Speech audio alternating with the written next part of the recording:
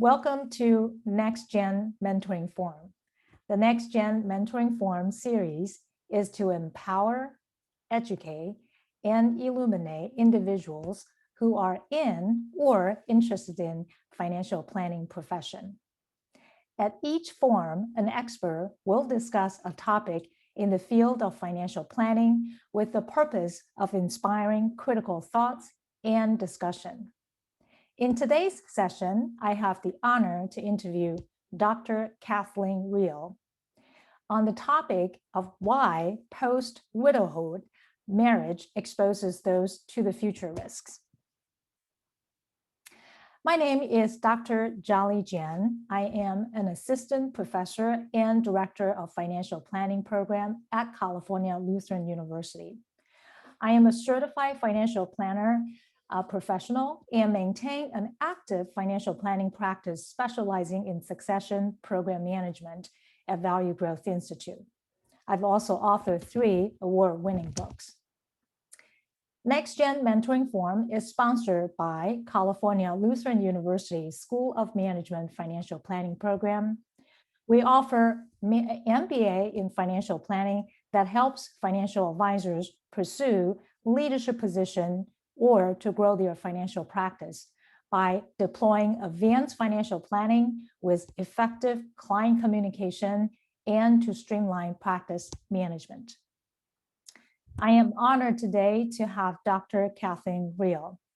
Dr. Kathleen Roehl has a Ph.D. in psychology, certified financial planner, certified financial transitionist.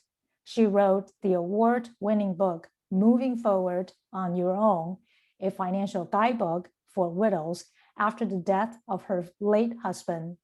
More than 75,000 copies of this book are in circulation. She owned Rehl Financial Advisors for almost 18 years before retiring to a 6-year encore career empowering widows and their advisors through her speaking, writing, and doing research about widows. Her work has been featured in articles published by the New York Times, Wall Street Journals, Kipling's, CNBC, USA Today, and many others. She happily refired on her 73rd birthday in 2020. Dr. Rehl and her new husband, Charlie, concentrate on family, fun, focused purpose, friends, and fitness. She enjoys writing legacy poetry and stories, plus assisting non-for-profits. So welcome, Dr. Rehl. It's so nice to have you here. Thank you for inviting me to join your group. It's fun to be a participant in sessions like this because I get to share some of my information and learn a bit more about what's happening with others who are still very, very active in the profession. Right. I remember our first conversation. I was so amazed about not only your journey through the financial planning and your journey till now. Would you be able to share with everyone, how did you come about financial planning? How did you get into the industry, and how did you get to where you are today? Okay, yes, I've had many, many careers along the way. I began my professional life as a public school teacher. And at the same time, I was working on my advanced degree because I thought, yep, I want to be a college professor someday. So I got that degree and started teaching at the university. Got tenure after several years at the 2 universities that I was at, and decided, okay, I'm ready for a new challenge world. And I have to tell you, my colleagues thought I was nuts to leave the ivory tower and all that security, but I went off and I started working for a nonprofit organization. I worked for 2 different nonprofits for 12 years. And that's where I really cut my teeth on all this financial stuff, because I was working, getting big gifts for the Healthcare Foundation. And I was working with attorneys and financial planners and insurance agents and several folks that were putting these large gifts together. And I thought, oh, I've got to learn a whole lot more about this. So I started working on my CFP. But you know what? after I got into it, and there was a little bit of a break period, and then I went back to it again, I decided, I want to sit on the same side of the table as my clients, because they have many interests. They're interested in the foundation, but they also like the symphony. They also like the hospital. They're involved with education where they graduate, all kinds of things. So anyway, long story short, I moved forward and opened up, I got my CFP. And back then, you got your work credits in several ways. You could get it by being a development officer. So ta-da, I had my work credits, I guess it was 3 years. And I started my financial planning business with an emphasis on philanthropy, those people who were interested in making charitable gifts, and clergy, because my husband was a pastor. And believe it or not, there are a lot of very different kinds of things that happen with clergy taxes and clergy finances. So I specialized in that area, did that for many years. And then sadly, my husband died. He died in 2007. And that's when I stepped back for a little bit. And when I came back into the practice, I decided only to accept new clients who were widowed or couples who were looking to that time ahead when there would be just one of them left. So I did that for a while longer. And then I was starting to be asked to write articles and to speak about widows. And I was beginning to work on my book. The book came out in 2010, and that's a whole story in itself, how that happened. But the book came out in 2010, and the first month that it was out, the Army bought 1,000 copies for the Survivor Outreach Service Center. So I knew I was off and running on that. And then I was doing the speaking, teaching, but I was also balancing my financial planning career. And Susan Bradley, who's with the Sudden Money Institute, said to me, Kathleen, you are going to burn yourself out. You can't really go down both paths. You need to decide, are you going to do the financial planning, or are you going to do the speaking, teaching, writing, and probably research in widows? And I decided to take that path because I knew that ultimately I could impact more widows' lives than the 70 individual clients that I had with my firm. Because every time I spoke at a financial conference, there may be 100 people in the audience. Well, if each one worked with 5 widows only, that was maybe 500 widows that I touched their lives. Granted, it was this level. I didn't go deep with them, but so I decided to do that. And I did that for 6 years, and then made the decision that it was time to rotate out of that career and move on to what was next. And it turned out to be perfect timing because I coordinated. I was going to jump into refirement in January of last year. And that's right before the pandemic hit and everything shut down. And so it was good timing. So right now what I'm doing is quite a bit of work with assisting nonprofits with their endowment funds, and still doing some of these individual workshops for widows, wives, and friends, but no longer on the big stage, training financial advisors to work well with widows. Well, I take that back. I am going to be on the I'm doing an estate planning council meeting in about a month, but we're going to do that virtually.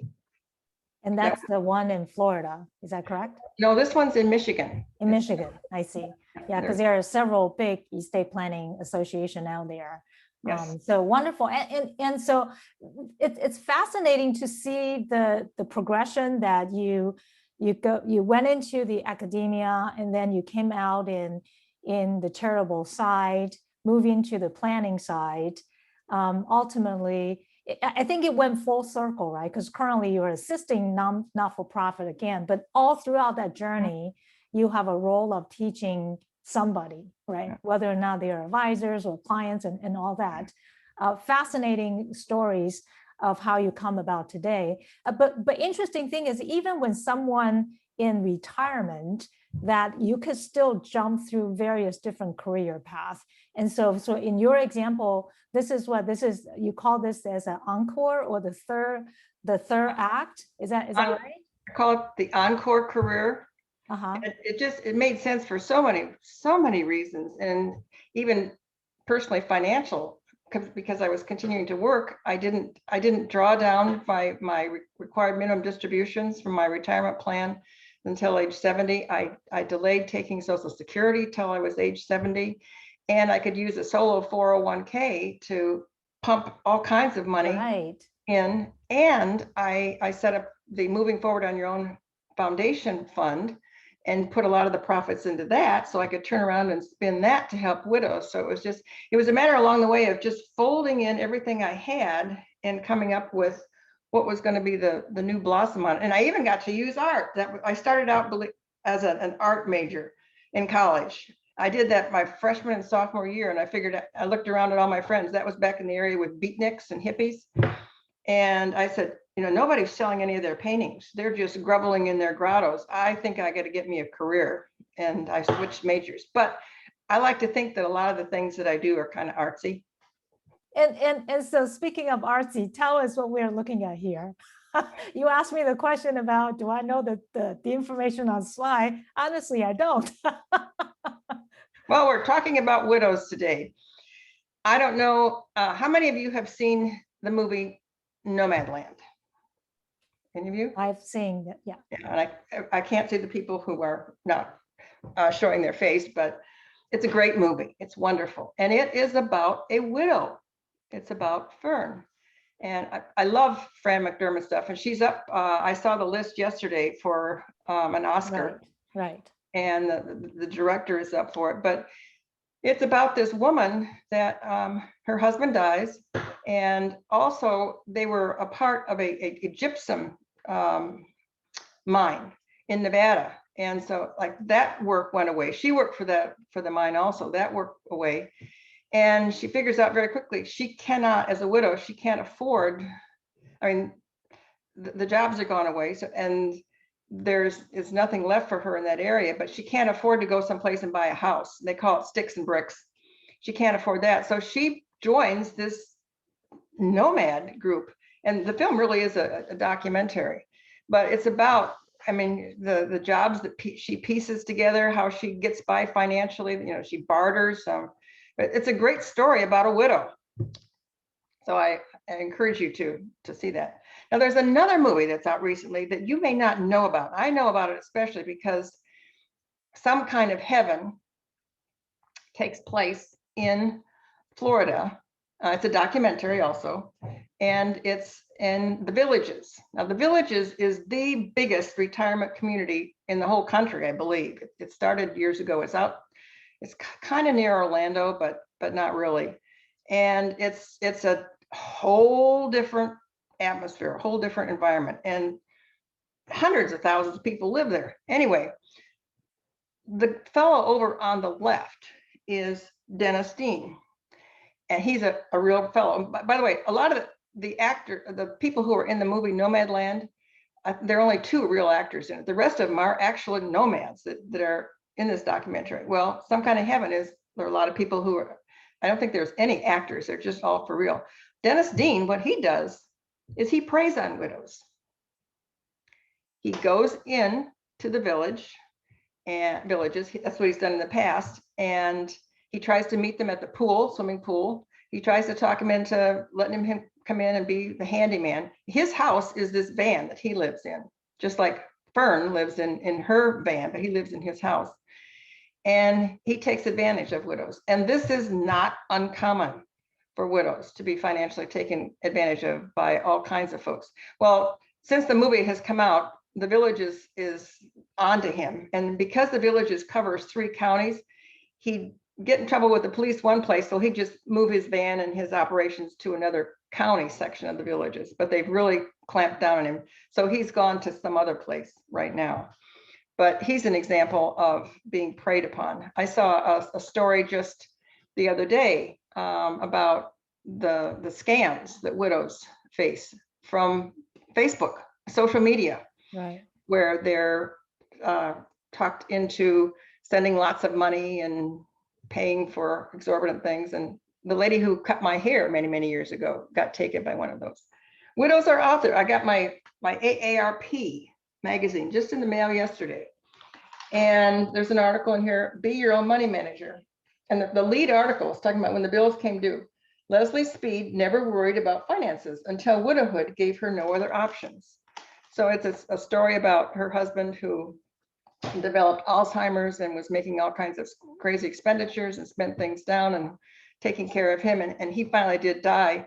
And the insurance policy, the $300,000 that she thought she had, she didn't get because it was a couple of years before he died. He forgot to make the last payment on it. So she didn't get that.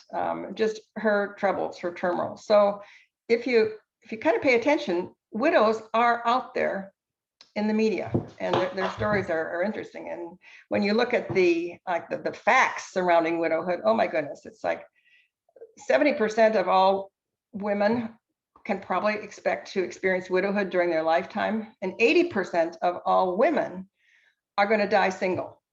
They'll either be widowed, never married, or divorced. Conversely, 80% of all guys, when you die, you're going to be married. The number of widows, mature widows who are in poverty, it's 4 to 5 times the number of men, mature men who are in poverty. Once a woman is widowed, she might expect to live another 15 years on her own. And that was very similar to the study that I've done 2 years ago. Was it? Yeah, it was a number that really geared toward identifying widows, especially women who was single for a very long period of time and near poverty. Mm-hmm.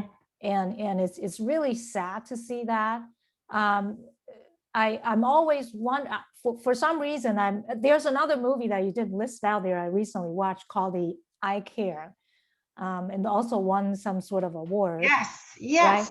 That's okay. I was so that movie. After the movie finished, I never done that for any movie. I sat there for 10 minutes thinking about what should I do to prevent this ever happen to my husband, because my husband and I been married for a very long time, and I told him that I believe I will go first, so I'm going to try to do everything I could to help him, and he's nowhere near in the financial acumen that you would describe, but can you talk a little bit about why is the death of one spouse economically devastating for the surviving spouse?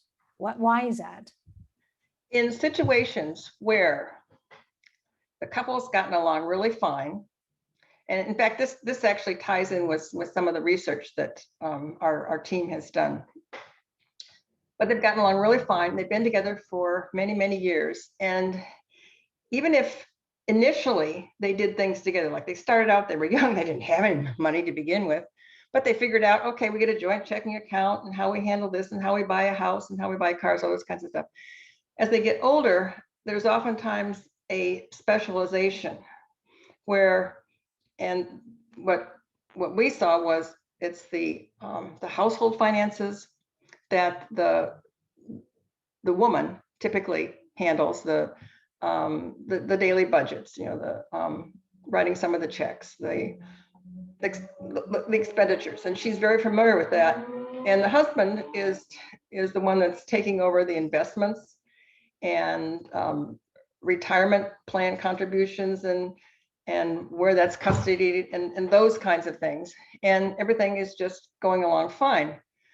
And if the one spouse, and by the way, I'm using women and man, it's not always that way. When I work with clergy clients, they would come to work with me, and it was the wife who was more astute and who knew about all of the family investments and what was happening money-wise. And the pastor was like, why are we worried about all this? The Lord is, who is a man, the Lord is going to take care of everything, and it's just going to be fine. We don't need to worry about this. And she would say, yes, we do. That's why we've got Kathleen as a good financial planner.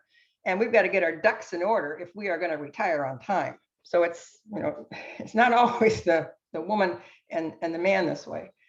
But sometimes it's, I was at it was a foundation luncheon, and they were honoring their Heritage Society members. This was several years back, and I was sitting at a table. There were 2 other couples, and there was just me. This was a couple years after my book had been published. And there's one day she's looking at me, she's looking at me, she's looking at me. And she said, "Oh, I know you, I know you. You're the lady who wrote that book." Because I had just the weekend before, the Tampa Bay Times had featured me in the book. She said, "You're the lady who wrote that book about money and widows." I said, "I'm never going to need to buy that book." And she turns and she looks at her husband and she said, "Because Frank handles all the money, don't you, Frank?" And Frank and I have an agreement that I get to die first.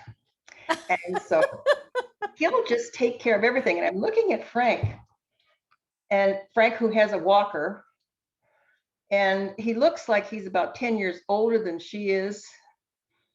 And I'm thinking to myself, no, Frank's going to be the one that dies first.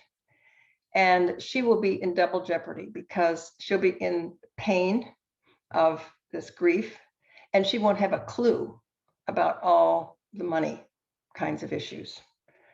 So that can be a real problematic if they don't have money conversations, if the one spouse doesn't know what's happening, that can be a pretty big problem.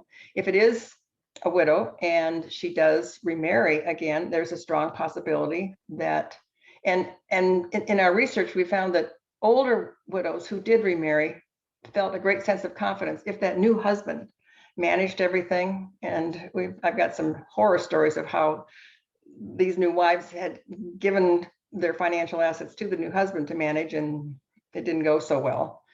Oh, But wow. she has a high probability of being widowed a second time. If once a woman has been widowed once, if she remarries, there's a real strong possibility she's going to be married and be widowed a second time for a lot of reasons.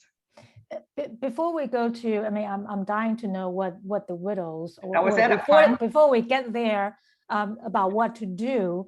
I know that you mentioned that there are stages for widowhood. Would you mind to walk us through the stages, and then we can talk about what should everyone do before we get to the time that one spouse depart? I mean, there are so many things that we can actually do beforehand. So take us through the 3 stages of the widowhood. All right. There's a time to take care of me, and there's a time to take care of business, and then there's a time to take care of more. So in that first stage of widowhood, this is the one that there's intense grief.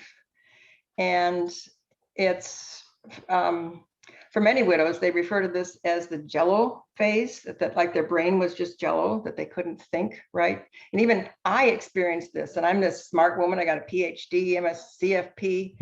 And in the initial day, after my husband died, I really had a hard time thinking straight. It's a highly vulnerable time for her. And Susan Bradley has a term she calls financial triage, where during this phase, there's no big irrevocable decisions made that she might not be able to understand. And so you're just going to focus on just like the things that need to be done immediately, like the funeral and the memorial service that has to be done.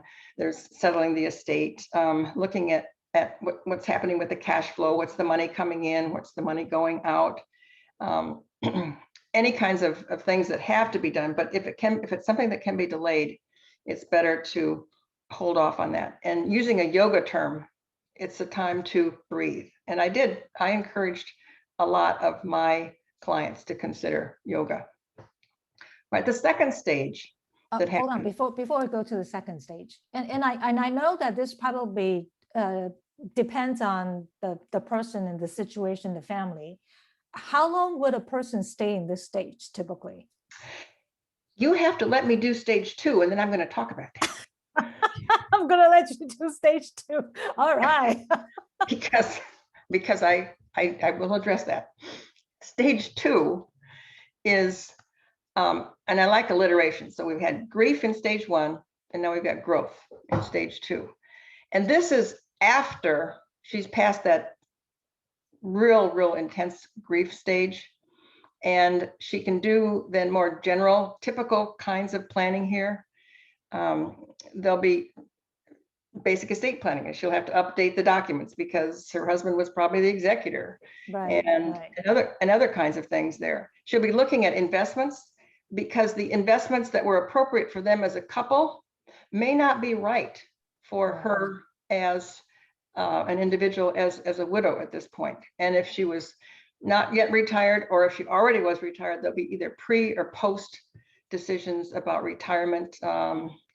I had several widowed clients, for example, who just said, I'm gonna quit work. I can't continue on. So there will be decisions made about this. There will also be housing decisions made to stay in the house, to downsize, to leave. And it's a time of balance. Okay, now the question, how long does it take to go from grief to growth? It all depends on the widow. And many circumstances, such as the cause or the timing of death. I had one widow, she was in, at the time she was late 50s when her husband died.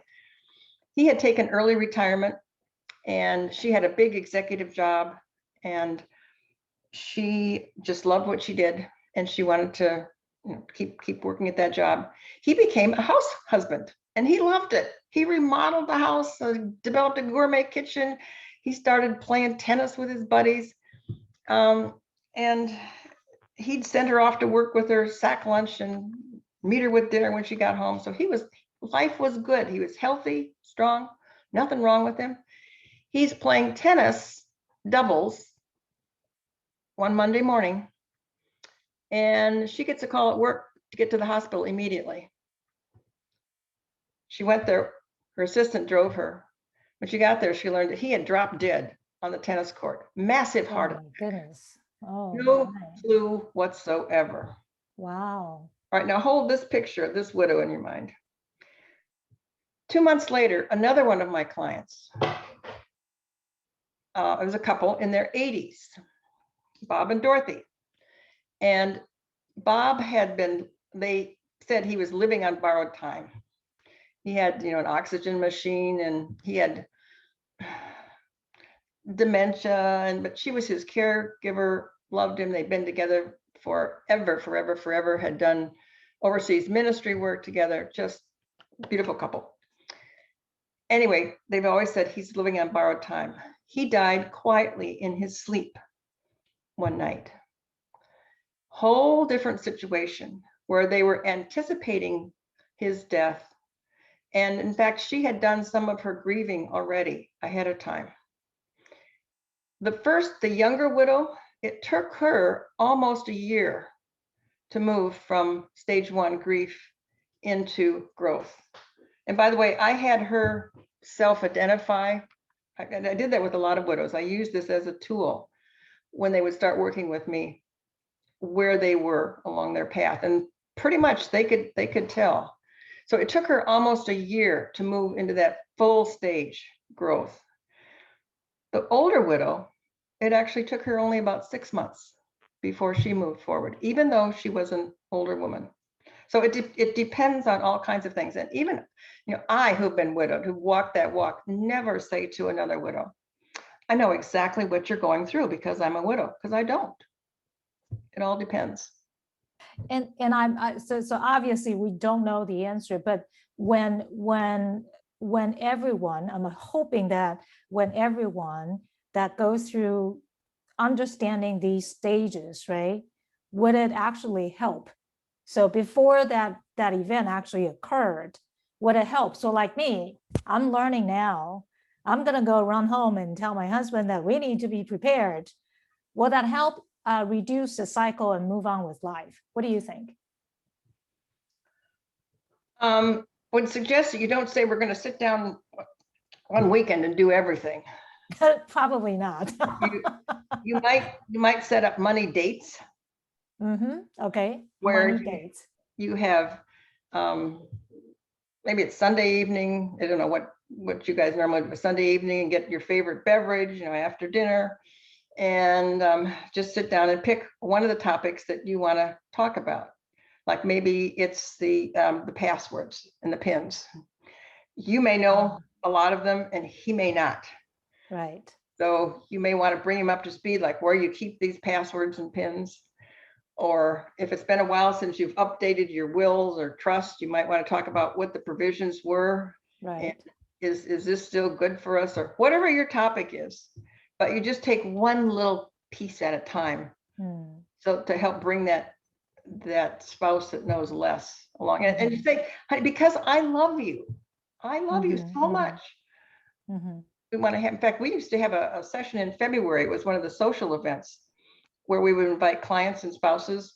Well, they were spouses, but everybody to come together, and we would talk about, it was Valentine's month, and saying I love you means sharing the financial information. And so we would just pose some of these questions, is our insurance level correct? Are we still on target for our retirement date? Have we thought about where we really want to live in retirement?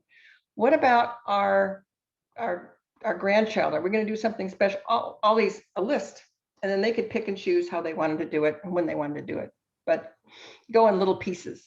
And the key here is obviously having that open conversation, and then together kind of jointly decide what piece we're going to be working on, and take your time to get there. Yes. I'm wondering, and I know we're going to go into the third stage, I'm wondering at what point the children are involved. And I'm sure the children are involved in any given point, but at what point children actually helps and don't help? I encouraged and I worked with a clientele that was mainly like pre-retirement and retired. So it was an older population. And I encouraged them, like when the kids came to town to visit, bring them on over to the office so we can say hi, hello.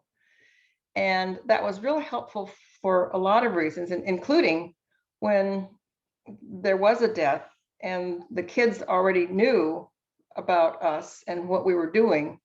There was less likelihood that, in fact, I didn't have anybody that the adult children pulled them away from me as a client. And that's another interesting statistic. It's like 70% of widows, I think it's 70. Yeah, it is 70. Move away from their financial planner after the death of their spouse. Sure. Because there wasn't this information, this relationship. You and I were just chatting about an idea that I'm all excited about right now, creating a testamentary charitable or remainder unit trust funded with IRA assets. I'm doing this with my own son, and I've had conversations with him about what my plans are and why I want to do this, and he thinks it's a great idea. So getting them involved early it could also help along the way. I've had times where my clients have asked me, they've said, I'm not sure how to talk about this. And we've had joint meetings. We've done it. This was back before we had to do stuff virtually, but we did telephone conference calls where the kids sat in on some of the meetings, and to the point that they were comfortable with, hey, everything's okay. Again, it's gonna depend on the family situation. And so let's assume that if someone were gone through this grieving stage for however long that is, really never had a chance to work with a planner to really plan it out, the growth stage, what would you recommend them to do? This is a great example. I was contacted, and people will get the book, and then they find my website, and there's a place that they can contact me. And a lot of times widows will write to me, and they ask about working with me, and I tell them I don't do that work anymore. And a lot of times they'll say, I don't have a lot of money, I don't know where to start. And so one of the free resources, I send them to Wiser, the Women Institute for a Secure Retirement. That website has just so much good information, and some of it is specifically targeted for widows. There are a number of congregations that have support groups for women, for widowed.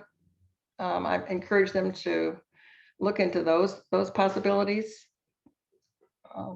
because some of these people who contact me don't have the wherewithal to pay. And these are the resources that you obviously provided in the back of your book, I'm assuming. Yes. Okay, great. And so the idea here is that no matter where you are in stage 1 or stage 2, find help, right? Yeah. And there are tons of resources available to. Yeah, I just thought of something else. Of course, I tell them they might want to get my book. That might, if Right. they're familiar with it. And then on the screen, you can see this financial steps for recent widows. That's an e-booklet. And if you go to my website, you can download that for free. It's really the pages from my book as an excerpt. And it's like it's in checklist form, the things that they should be doing early on. And by the way, can I just interject for real quick? Because when I put together today's session in the blog, I did include lots of links in the bottom of the blog, just in case if you don't see it. I'm going to try to find it while you talk, and then I'll put it on the chat box. So sorry to interrupt. Go ahead and keep going. Okay, and if I've got that, if you can send that to me too, because there may be some links. Last month I rotated to a new platform for my website, and so some of those may go to a 404 error. But if I know which links you're setting up, I can redirect them so that they'll go the right place then. Or I can provide updates on my blog, so then everyone has a correct link. Okay, and just one little, when you print these booklets, the booklets out, if you print them on your PDF printer in booklet format, then you get this nice little booklet that's, this size, and it prints the right number of pages, and you can put them together so you don't wind up with a great big piece. Okay, you've got this third stage up there. One more comment between stage 1 to stage 2. Do all widows make it to stage 2? No. No, I would assume probably not. No, some people probably don't ever get out of the yes, jelly stage you mentioned. Usually it's the senior widow who just did everything together with her husband. They were joined at the hip. That was just it. And it's not uncommon that within a couple of years, that widow will also pass on. This kind of was my mom and dad. It was like a month less than 2 years before she died. She was 84 years old. And they're also, you've seen in the news, sometimes widows and widowers will die within days, sometimes hours of each other. And there's the term is cardiomyopathy, I believe is what it is. And it's not a heart attack, but it's really that death from a broken heart. That's real. That's real. Yeah. And so they don't make it out. If they make it past that 2-year period, there's a good probability that they will sustain and that they'll make it. But these are the ones that oftentimes is referred to as stuck in widowhood. And they're the ones who just can't understand why the Lord doesn't call them to, so they can go and be with their spouse. All right, stage 3. This is the taking care of more time. And following on my alliteration, I call this grace. Some people like to call it transformation. And this is where you can really do some beautiful advanced kinds of plannings with them. And it's the time that the widow will blossom. There'll be new people that have come into her life. She may find a new purpose. Oftentimes it is with volunteer organizations or with grandchildren or travel of a new hobby. It's truly a time to redesign her life if she goes full blown into this.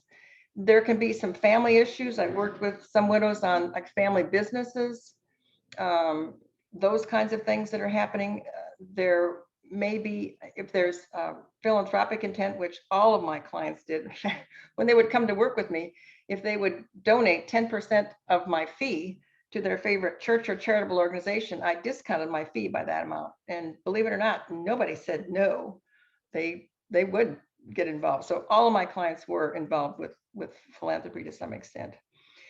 I love the legacy planning kinds of things that you can do above and beyond, like the estate planning. Yep, that's the documents, that's the healthcare powers of attorney, the trust, all that sort of stuff. Not a whole lot of fun necessarily, but the widows who've gotten into legacy storytelling, that can be legacy letters, stories, poetry, they really have a good time of sharing their values, their hopes, their dreams, their aspirations for the next generation. And this is I've got 3 storytelling groups that I'm facilitating right now, and they're just having a hoot with these things. The legacy letters, that's what they're leaving behind.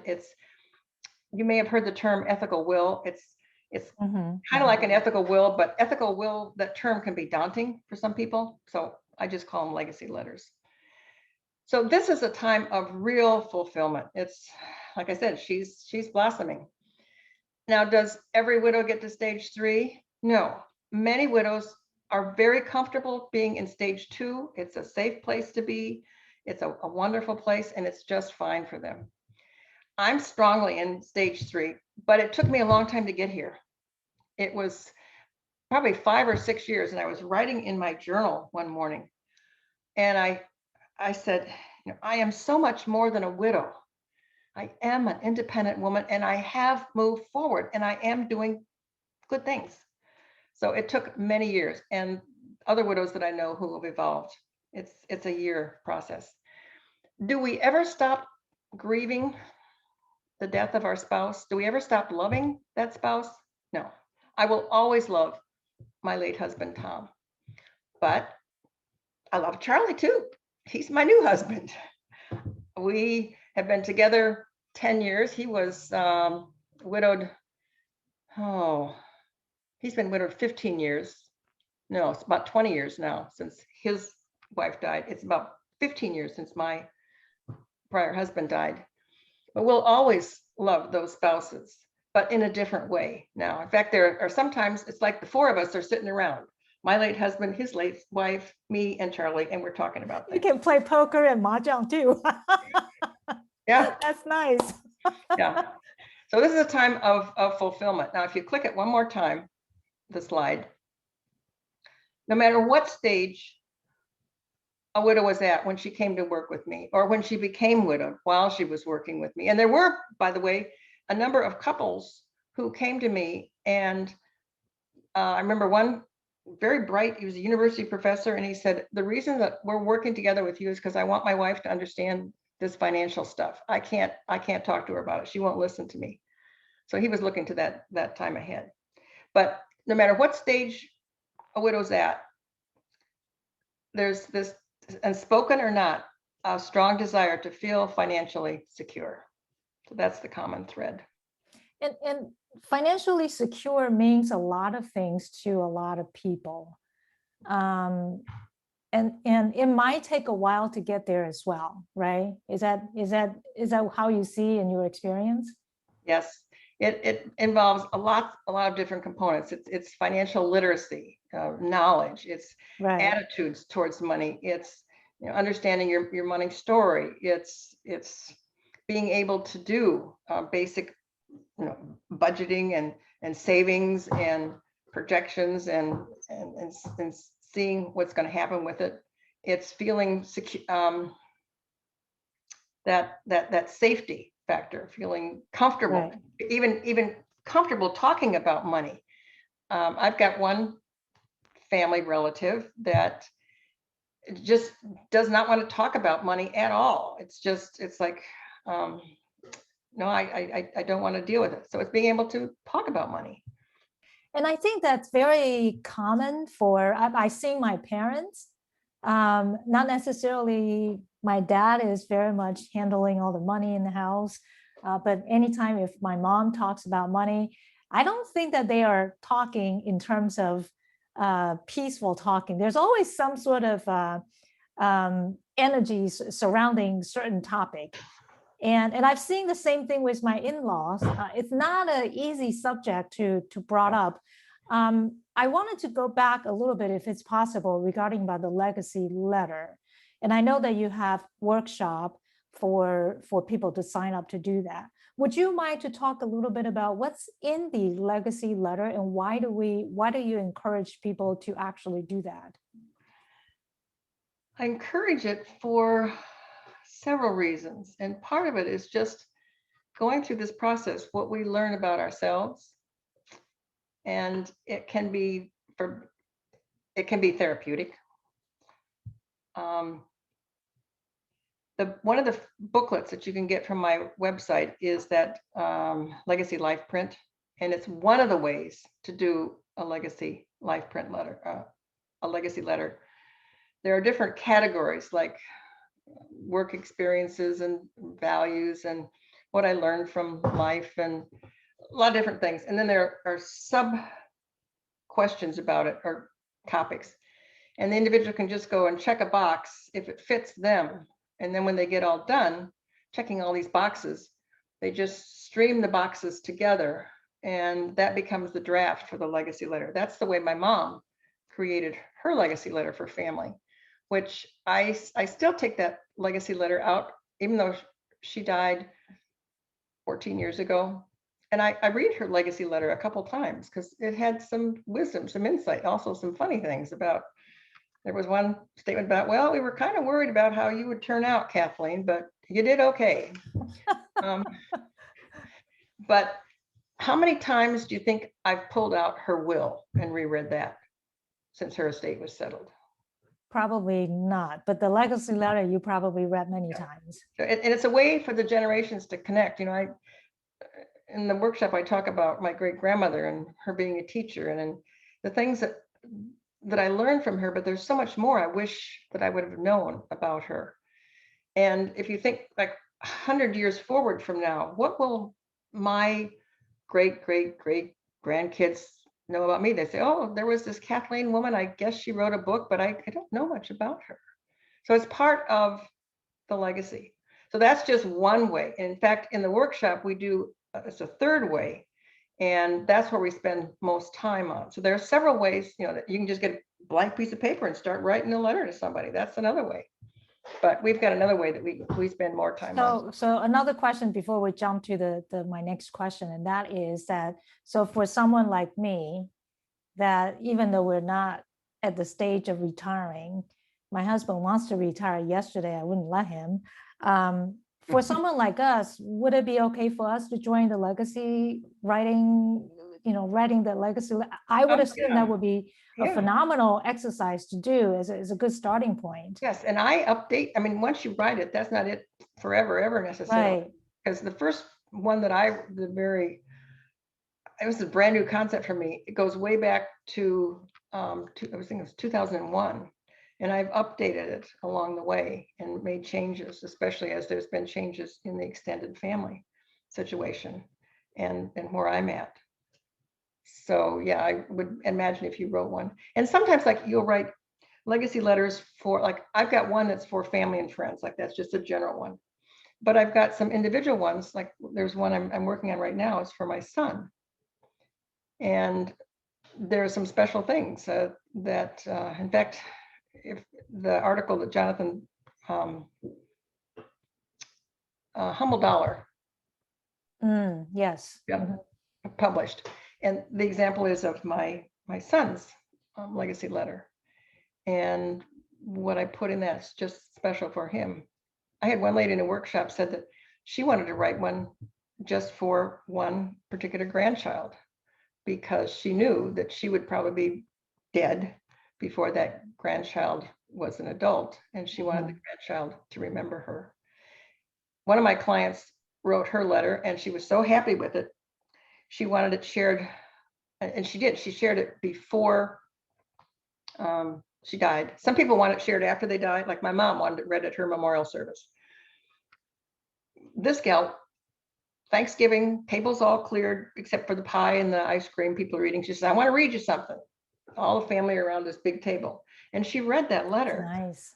And people loved it. And her daughter said, oh, this is wonderful, Mom. She said, do you think I could, and she had written it using this legacy life print little booklet. You think I could do that too? So her daughter was just in her 30s, but yet she wanted to write one for her baby that had just recently been born. And I think that obviously there are other creative ways. For example, some people like to write, some people you could just put it on a video. Oh yes. Whichever that I think is more easy to communicate. We have one question here is that if you are an advisor, a certified financial planner, working with clients, your client just have a spouse passed away. How do we, as an advisor, help our clients to move from stage one to stage two? You'll initially have more of an emphasis on communicating with her using right language and probably more of a counseling approach to her. So you're not going to rush in there the first meeting and say, okay, we're going to work on your cash flow now. It's like, how has this week been for you, Mary? How are things going? You know, Frank was such a fantastic guy.